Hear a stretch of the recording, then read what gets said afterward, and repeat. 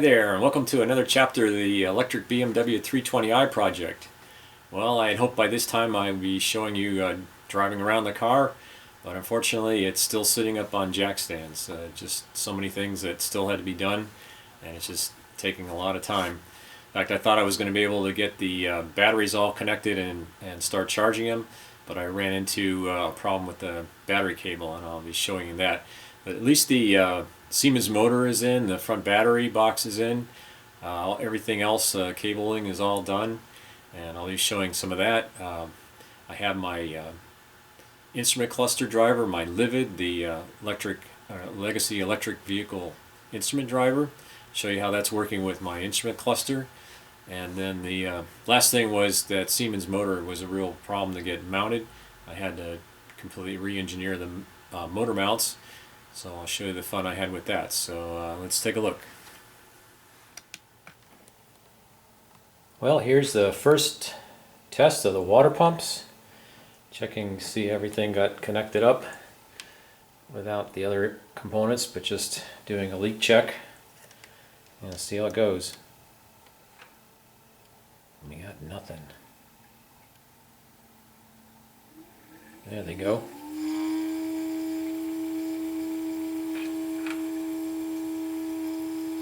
May take a few minutes to speed up, but it sounds like they're going.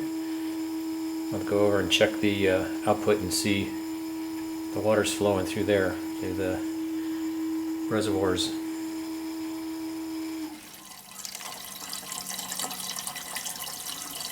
I got the water flowing, as you can hear.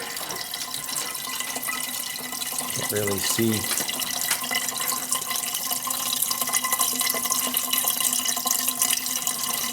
But unfortunately, what I found out was I had the little pumps mounted upside down. Apparently these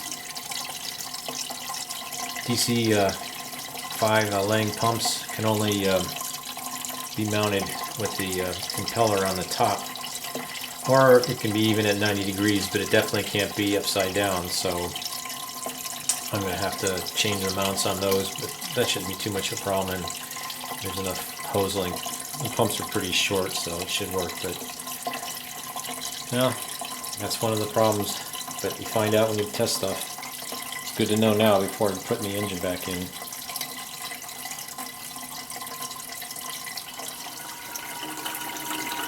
Now I got the Lang pumps mounted now in the correct position. Had to just change the mount and a little bit of the hose, but that was no big deal. And you can hear both pumps are pumping water, good flow. So that was the last thing to verify. Just have to do some last minute wiring on over here with the fuse box, and then the motor can go back in. Here's the new JevQ board that has been designed. This is the 6.1 that has the cinch header integrated into it and uses the cinch connectors. This board has additional circuits on it, such as you see the little flashing blue, that's a BLU Bluetooth unit, and it also has, can't see it's on the other side, flip it over.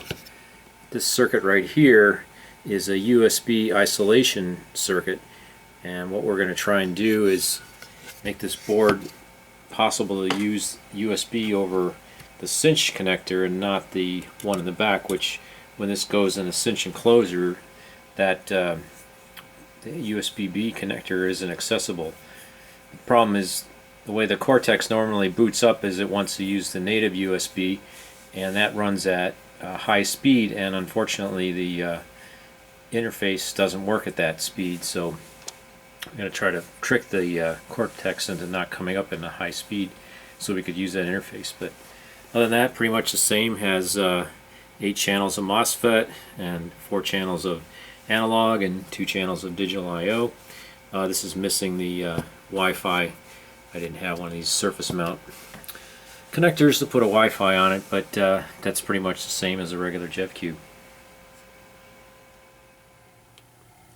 Here I'm testing out the board that I modified to be my instrument cluster driver. I call this the LIVID, L-E-V-I-D, the Legacy Electric Vehicle Instrument Driver. And what I've done to it is I've added this daughter board, which has a serial isolation chip on it and an I2C isolation chip on it. And so what the serial does is it comes out through the pads that normally were for the analog input, and that takes the serial string that goes to the little serial display that's in the middle of my tachometer. And then the I2C is used to go down to this little DS 1372 real-time clock, and that takes the time out and sends it back into the program that's running on this, and that displays the time on the serial display. Just one of the many messages that that serial display will use. So it's pretty much like a regular JevQ board. It has all the MOSFETs on it. It doesn't have 3 of the analog. It has 1 analog input, has the 2 digital inputs, and then of course it has this daughter board that has the extra chips on it. And that all seems to be working real well. I got to bundle it all up and get it into the car and demo it being used to drive the instrument cluster. Here's a Livid board now that has the wiring harness made up. You can see this to connect to the back of the instrument cluster. Quite a bit of wires having to break out all the signals. You see the resistors on there. Those are pull-up resistors, the 12 volts for the MOSFETs to provide the pulse width modulation and drive the gauges. And I also have some capacitors in there which help to reduce the amount of inductive kick, because this is going into basically a motor resistor to drive the gauge. And you see here on the scope, that's actually with the capacitor, that fast edge you see on the leading edge of the pulse width modulation. Without the capacitors, that actually would be well over 30 volts. Not too good to have that kind of frequency flying around at a very high frequency too. So the capacitors work really well to quench that, and everything seems to be working well. So next will be to show the demonstration. What I have is a second JevQ board here programmed to send out CAN messages that simulate the DMOC and the BMS, and that's the information that will be displayed on the instrument driver or the instrument cluster. And that just is a little program that just loops continuously around, sending out those half a dozen different CAN messages.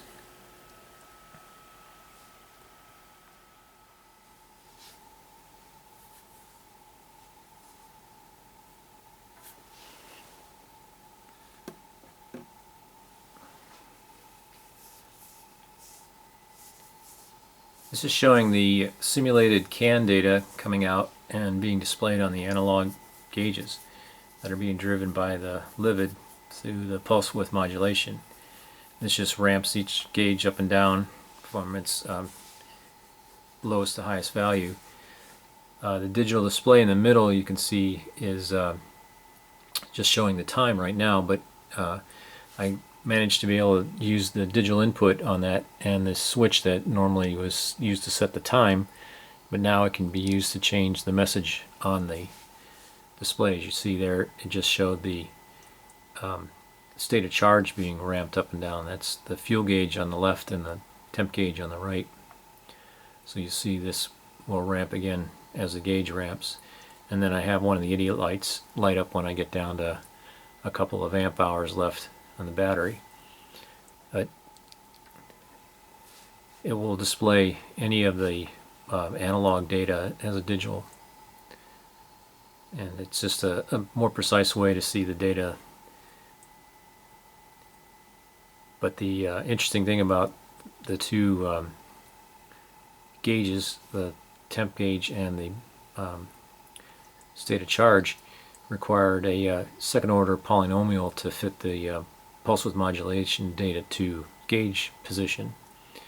The tachometer in the middle is a lot more linear, which is good because it's the biggest gauge.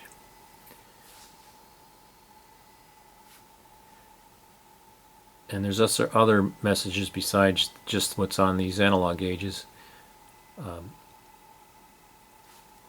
Anything coming out of the BMS can be displayed. So that would show the amps being used simultaneously. That would show the voltage. And that would show the kilowatts.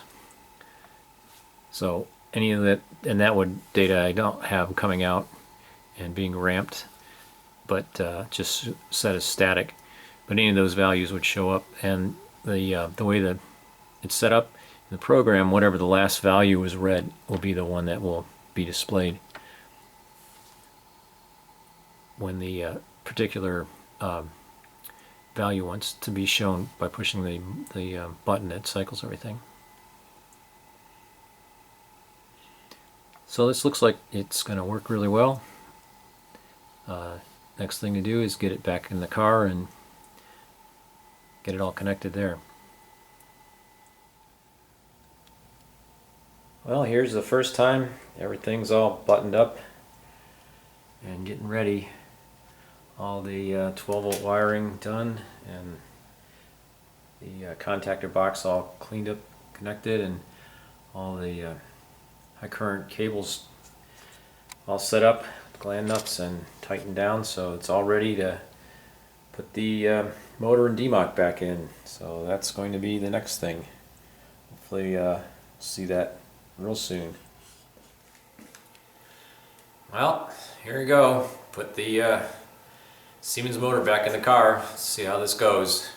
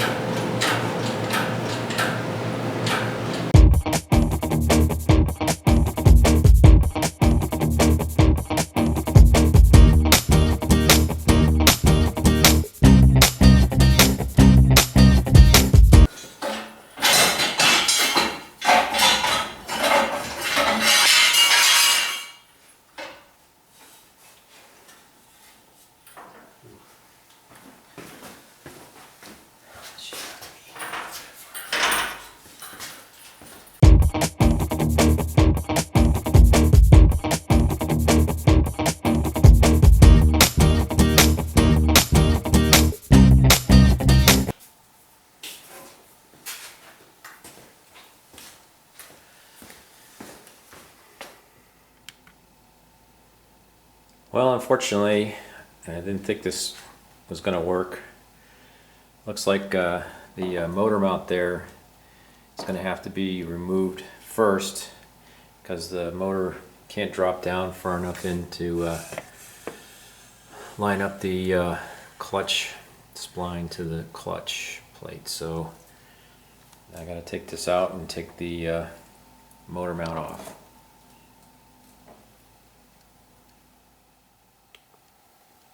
Alright, the motor's in and attached to the transmission. So the only thing I do is now work on the motor mount because it doesn't look quite right. I think I'm going to have to take some material out of it to get it to be level. But this is a big step. Now the motor's in there and connected to the transmission. Get this motor mount fixed, and then the battery box can go in, and then can start charging up the batteries to see how this all runs. Finally finished the motor mount bracket for the Siemens. Ended up having to change the way it got bolted to the frame of the car. I was going to try and use the standard motor mounts for BMW, but unfortunately, because the way this is cantilevered over out from those points, the rubber inside the BMW mounts just stretched, and the whole motor just dropped down like 2 inches when I put the motor's weight on it. So had to go to a hard mount. And here's what the mount looks like underneath. Just end up being a block of aluminum, and just drilled through the holes to bolt it straight away. Same on the other side, except because of the size of the offset required a much larger piece of aluminum. It's like almost 3 inches thick. But that should work real well now. I decided to try putting the demock in, just see how that all fits up. I knew it's all going to fit, but just a good look at it, see how it's going to go in together. Battery box is going to be tough to get in.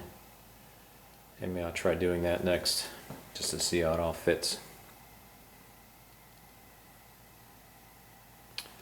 The other thing was that it looks like it's going to be possible to put the JevQ right on top of the demock here on the end.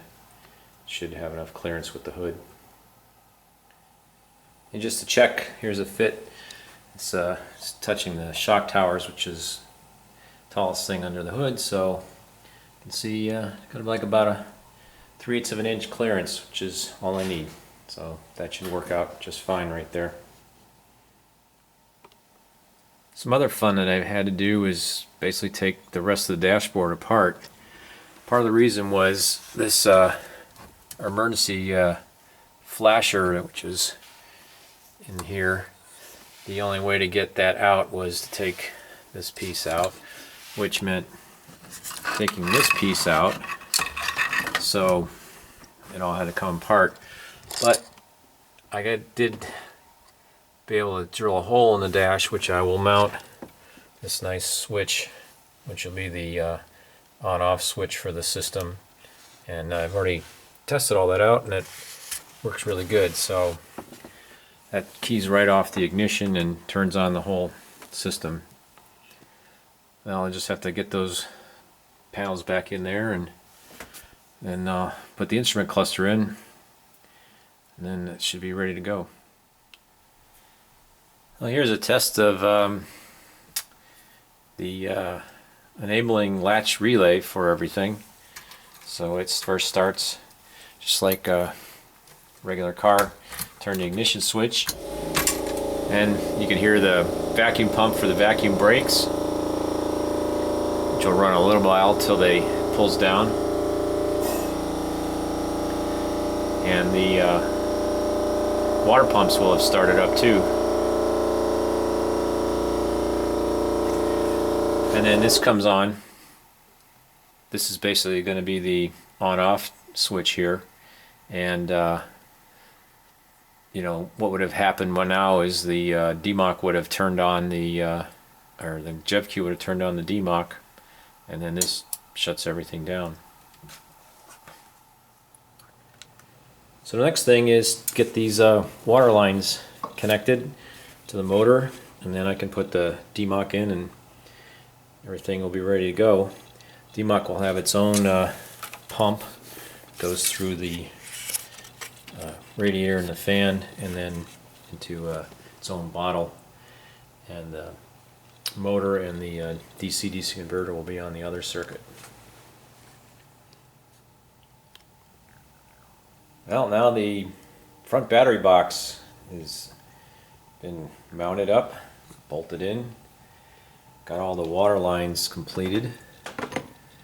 Have this just blocked run off here just to connect to the demock, because that's where those lines go to. And the next thing is to get all the battery cable connections done and the rest of the wiring, big cable, but that's almost all it. And then of course the demock has to go on and get connected to the Siemens. A few more wires here to connect to those fuses, and then of course put the batteries in the front box, and that will be ready for turn the thing on and see if it spins the wheels again. So getting closer. Working on making the last final connections. Got all the batteries in the front box. They just have to be strapped up. All the other cables are ready to go, and getting the bus bar connected, but Unfortunately, I discovered this one cable that goes to the maintenance switch. It's just a little too short. It can reach there, but unfortunately it's about an inch too short. Can't really get the nut tightened down on that. So the only option is either to replace that cable, which goes into that contactor box, or maybe I can get a or make a standoff, kind of like the other copper standoffs I used in the other boxes, to be able to bring the cables in from the sides and be able to connect that up without having to replace the cable. So looks like that's going to be the last thing to connect, and then the DMOC can go in and can start charging the battery. So that'd probably be the next thing you see, and then the wheels will be spinning. Well, you can see, just like any of the other things that critical dimensions are part of, even battery cables have a critical dimension to them, especially when they're going from two fixed points. I think the easiest thing I'm going to be able to do with that cable that's going to the maintenance switch is make a little standoff out of brass and screw the thing together just like that. I don't think I'm going to try and replace that cable. But once that's done, then actually that completes the circuit, and the batteries can be charged. Although I didn't show one of the other fun things I did, because where the car is situated, I don't have a really good way to connect the original EVSE I had for my Leaf. So what I did was I ran 40 feet of conduit and 50 feet of cable through that to be able to connect a new EVSE in the corner where the charge port is on the BMW. So that I'm still waiting on the EVSE to show up, but once that's here, I'll be able to charge up all the batteries and should be able to then spin the wheels, and that's really the last thing to do and before it runs. So next time, I keep saying this, but it will happen eventually. Now you don't really have any much snow around. We didn't have much this winter, and there's definitely none here now, so can really get it on the road anytime. So thanks again for watching, and I'll catch you later.